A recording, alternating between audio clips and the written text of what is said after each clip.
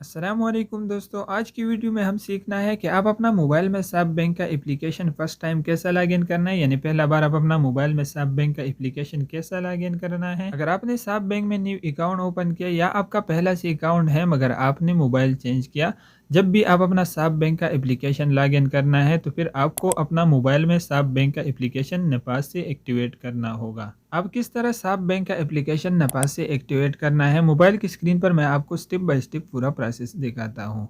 सबसे पहले आप अपना मोबाइल में साब बैंक का एप्लीकेशन ओपन करना है, यानी साब बैंक का ऐप ओपन करना है। जब आप साब बैंक का ऐप ओपन करके आपके सामने इस तरह इंटरफेस ओपन होगा, यहाँ पर ऑप्शन है गेट स्टार्ट, तो आप इस पर ही क्लिक करना है।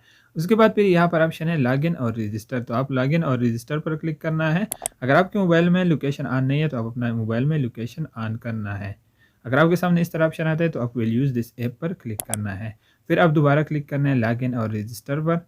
जब आप लॉगिन और रजिस्टर पर क्लिक करके आपके सामने इस तरह पेज ओपन होगा, यहाँ पर ऑप्शन है यूज़र नेम, तो आप अपना यूज़र नेम लिखना है। रजिस्ट्रेशन के टाइम आपने जिस तरह अपने लिए यूज़र नेम क्रिएट किया वही यूज़र नेम यहाँ पर लिख करके फिर आप प्रोसीड पर क्लिक करना है। जब आप प्रोसीड पर क्लिक करके नेक्स्ट आप अपना पासवर्ड लिखना है, साब बैंक का पासवर्ड यहाँ पर लिखना है।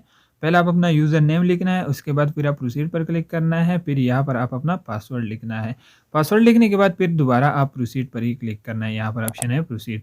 जब आप प्रोसीड पर क्लिक करके अगर आपको इस तरह नोटिफिकेशन शो होता है यहाँ पर, तो आप इसको अलाउ करना है।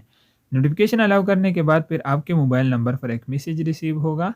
साब बैंक की तरफ से आपके मोबाइल नंबर पर एक मैसेज रिसीव होगा। मैसेज में 4 डिजिट का वेरिफिकेशन कोड होगा, यानी 4 इंची का वेरिफिकेशन कोड होगा, तो यहाँ पर आप अपना वेरिफिकेशन कोड लिखना है।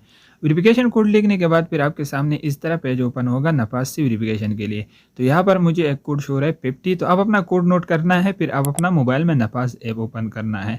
जब आप नपास ऐप ओपन करके यहाँ पर रिक्वेस्ट आया हुआ है तो पहले आप एक्सेप्ट पर क्लिक करना है, फिर आप प्रोसीड पर क्लिक करना है, फिर आप अपना रिक्वेस्ट नंबर पर क्लिक करना है। तो मेरा 50 था तो मैंने यहाँ पर 50 पर ही क्लिक कर दिया। फिर आप अपना नपास का पिन नंबर लिखना है। पिन नंबर लिखने के बाद आपका फ्रंट कैमरा ओपन हो जाएगा, तो आप अपना फेस बिल्कुल कैमरे के सामने करना है और इस बटन पर क्लिक करना है।